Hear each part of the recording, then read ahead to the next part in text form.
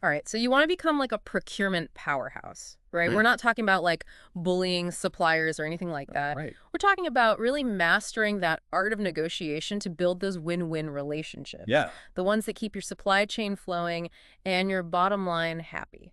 that's right. It's about understanding that every interaction, every deal is a chance to create value, not just claim it. Ooh, I like that. Create value, not just claim it. And to do that, you need the right tools. I'm all about tools. Yeah.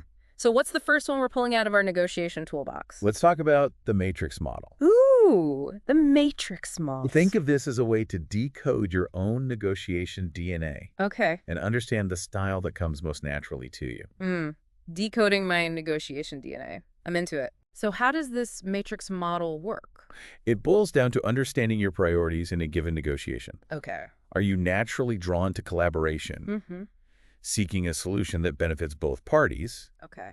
or do you find yourself drawn to a more competitive approach, focused on securing the best possible deal for your side, even if it means pushing a little harder? Ooh, okay. Okay. I can see where both of those styles would come in handy depending on the situation, right? Exactly, and that's where the matrix model shines. Okay. In a procurement setting, you often have long-term relationships with suppliers, so collaboration is key. Right. But let's be real, sometimes you're in a tight spot. Yeah. Maybe dealing with a one-time purchase or a critical shortage, and you need to flex those competitive muscles to secure the best possible terms. Yeah, you gotta be ready to like, you know what I mean? Play hardball if you need to. Exactly. But yeah, I mean, most of the time we want to be collaborative. Absolutely. It's about being adaptable, right? Hmm. Knowing when to play nice and when to drive a hard bargain. Yeah. So how does this matrix model help me figure out the right approach for a given situation? Think of it as a framework for analyzing the situation and understanding your own tendencies. Okay. Let's say you're entering a negotiation with a longtime supplier, someone you've built a solid rapport with. Right. In that scenario, leaning into collaboration where you're actively seeking that win-win is probably your best bet. Yeah, that makes sense. You got that trust established, so working together towards a common goal just feels natural. Exactly. But what about those times when a more competitive approach is needed? How does the matrix model guide me then? Let's imagine you're sourcing a critical component, Okay. facing tight deadlines and there's limited supply. Hmm. In this case, being more assertive, focusing on securing the best possible price and delivery schedule for your company might be the way to go. So it's about reading the room, right? Oh. Sizing up the stakes and understanding my own strengths. Exactly. Like if I'm naturally collaborative, maybe I bring in someone from my team who's a bit more, shall we say, results-oriented to make sure we're getting the best possible outcome. Now you're thinking strategically. Okay. The matrix model isn't just about sliding yourself into a box. Right. It's about understanding the dynamics at play and assembling the right team and approach for that specific negotiation. Okay, I'm starting to see how this works. I analyze the situation, I understand my natural style, and I build my strategy accordingly. Right. But negotiation isn't just about strategy, is it? It's not. It's about persuasion, too, right? How do I get people on board with my vision, especially when there's money on the line? That's where the persuasion tools model comes in. Ooh. And this one's fascinating because it brings intuition into the mix. Intuition, I thought procurement was all about like cold, hard data, you know? Data is definitely important, Yeah. but don't underestimate the power of understanding the human element. Okay. This model helps you strike that balance. All right, I'm intrigued. How do intuition actually play out in a negotiation? Okay. Especially when we're talking about something as seemingly rational as procurement. Let's say you're prepping for a big negotiation with a potential new supplier. Right. You've done your homework. Yeah. You've got your spreadsheets, your market analysis, you're armed with data, Right. but you also get the feeling that this supplier responds well to a more personal touch, Okay. someone who understands their business beyond the numbers. So it's about reading between the lines a little bit, Yeah, picking up on those subtle cues that tell you how to tailor your approach. precisely. Okay.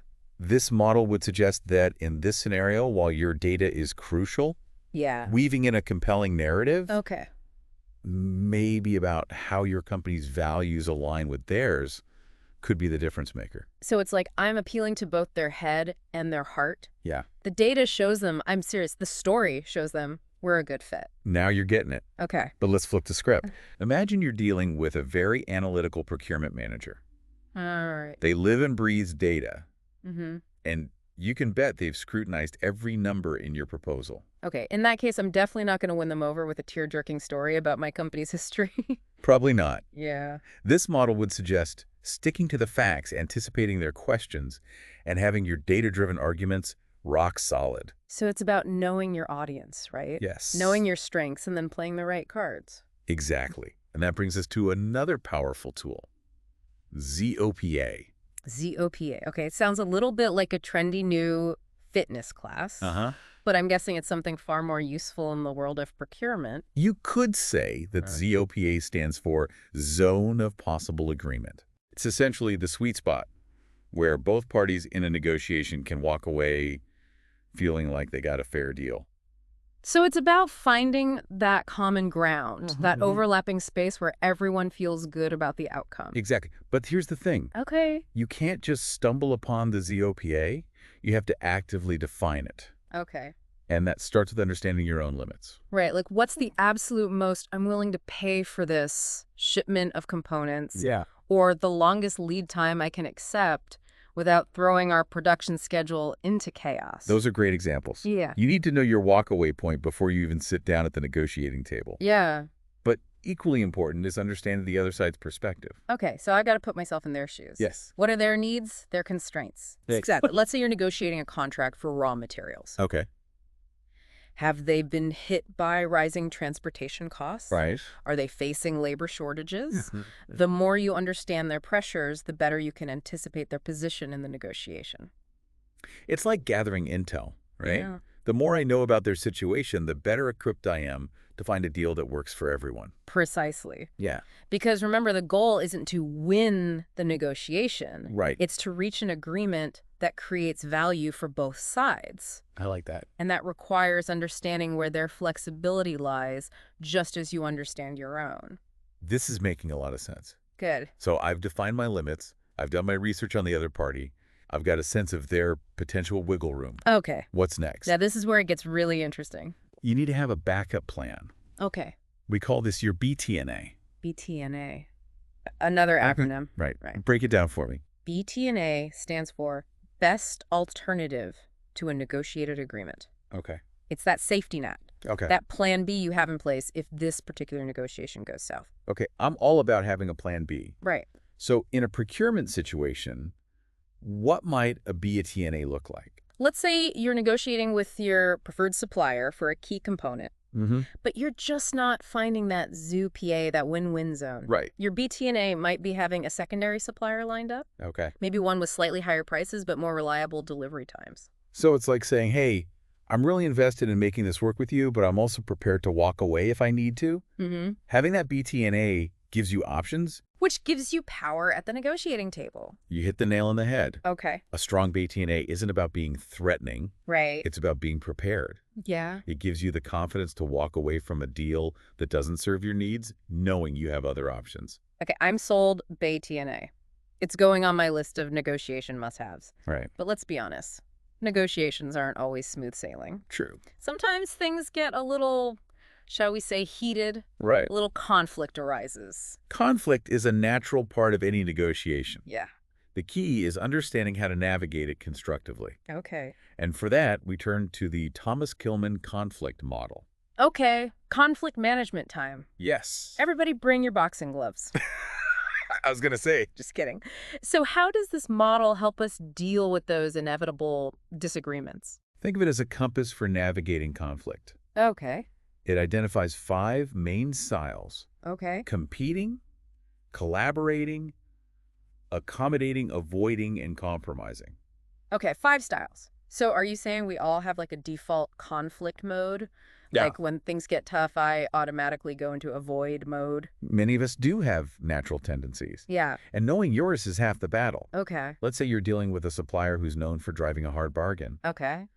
Maybe they're always pushing for a lower price or faster turnaround times. Right. If you're naturally inclined to avoid conflict, you might find yourself agreeing to terms that aren't in your company's best interest just to keep the peace. Oof, I've been there. Right. You want to be agreeable, but not to the point where you're getting walked all over. Exactly. This model would encourage you to recognize that tendency Okay. and maybe prepare some counter arguments or alternative solutions beforehand. Right. so you can stand your ground when needed. So it's about knowing my own conflict style. Yes. And understanding that the other party has their own style as well. Mm-hmm. And then I can kind of adjust my approach accordingly. Precisely. Yeah. Now, let's say you thrive in a good debate. Mm-hmm. Oh? You're naturally drawn to the competing style. Mm-hmm. This model would encourage you to consider, is this the right battle to pick? A good point. Yeah. Sometimes a more collaborative approach where you're working together to find a solution that benefits everyone is the smarter move. Exactly. Yeah. Especially in procurement, where building strong long-term relationships with your suppliers is often essential. This is great. Knowing these conflict styles is like having a secret weapon. Mm-hmm. But even armed with all of these tools, sometimes I still feel like I'm fumbling through negotiations. Yeah. Especially when it comes to like uncovering what the other party really wants. Yeah. Is there a tool for that? Absolutely. And it all comes down to asking the right questions. Okay. That's where the spin technique comes in. Spin technique.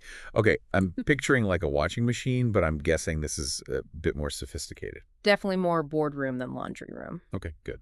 Spin is a questioning technique that helps you guide the conversation, Okay. uncover hidden needs, and ultimately position your solution as the answer they've been looking for, even if they didn't know they were looking for it. Ooh. Okay, now that's what I call a negotiation superpower. Right. Break it down for me. How does this SPIN thing actually work? It's all in the acronym. Situation, problem, implication, need, payoff. Okay. 4 types of questions, each building on the last to create a compelling narrative. All right, let's break it down step by step. Okay. What's a situation question? Think of situation questions as your fact finders. Okay. They're about setting the stage, understanding the context of the negotiation. Mm-hmm. Let's say you're talking to a potential supplier who's been struggling with inventory management. Okay. A situation question might be, I understand that recent supply chain disruptions have made it challenging to maintain optimal inventory levels. How has that impacted your business? Okay, so I'm acknowledging their reality, showing them I've done my homework, and kind of opening the door for them to share their pain points a little bit. You got it. Okay, what comes next? Once you've established that baseline, you move into problem questions. Now you're digging a little deeper, helping them articulate the specific challenges they're facing. Mm-hmm. Sticking with our inventory example, you might ask, what are some of the biggest bottlenecks you're encountering in your current inventory management system? So I'm guiding them to really pinpoint the problem, right? Yes. To really feel the pain of those bottlenecks. Precisely. Okay. And once they're feeling that pain, you introduce the implication questions. Okay. These are where things get really interesting, because now you're helping them explore the potential consequences of inaction. Ooh. Okay. Raising the stakes a little bit. A little bit. So in this scenario, what would an implication question sound like? It could be something like, if these inventory challenges persist, how do you see that impacting your ability to fulfill orders on time and maintain customer satisfaction? You're not trying to scare them, Right. but you are highlighting the potential downside of sticking with the status quo. Got it. Got it. And that paves the way for the grand finale. Yes, The need payoff question. you got it. Now that they're feeling the urgency, you present your solution as the answer to their problems. Okay.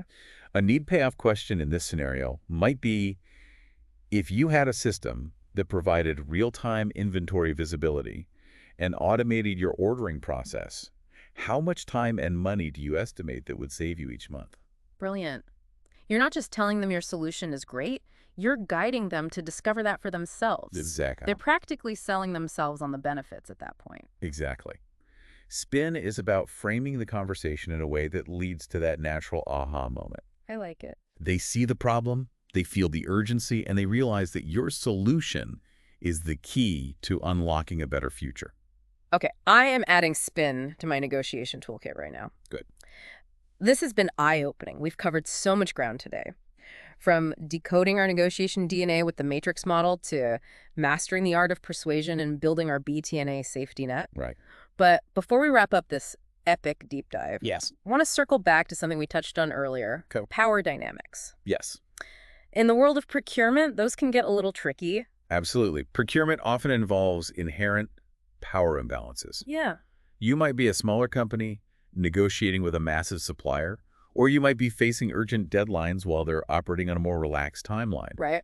Recognizing those power dynamics is the first step to navigating them effectively. So how do we do that? How do we spot those power imbalances early on so we don't end up in like a David and Goliath situation? It often boils down to leverage. Okay. Ask yourself, who needs this deal more? Mm-hmm. Who has more to lose if the negotiation falls apart? Right. The answer is you're likely dealing with a power imbalance. Okay. So awareness is key. Yes. But what about the situations where the power dynamic just isn't in our favor? Right. What are some strategies we can use to kind of level the playing field a little bit? One powerful approach is to focus on building a rock-solid BATNA. Okay.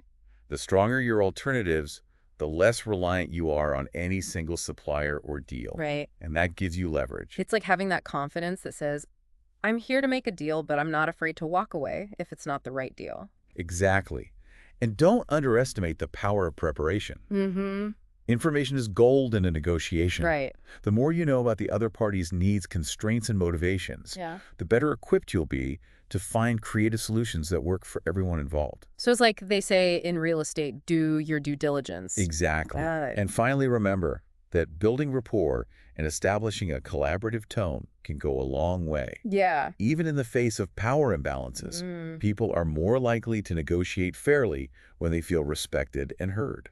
This has been an incredible deep dive. It has. I feel like I've graduated from Negotiation 101, Yes, you have. and I'm ready to tackle those real-world deals. What's one final piece of advice you would give to our listeners who are ready to level up their negotiation game? Negotiation is a skill. And like any skill, it takes practice. Mm-hmm.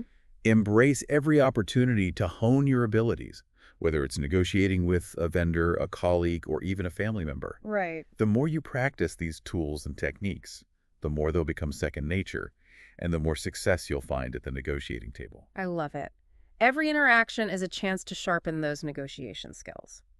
This has been amazing. We've untapped so many valuable tools, and I know you're already thinking about which ones you want to try out first. Right. But here's something to chew on. Think about a recent negotiation you were part of. How might the outcome have been different if you had used one of these models? Food for thought, negotiators. Until next time, happy deal making.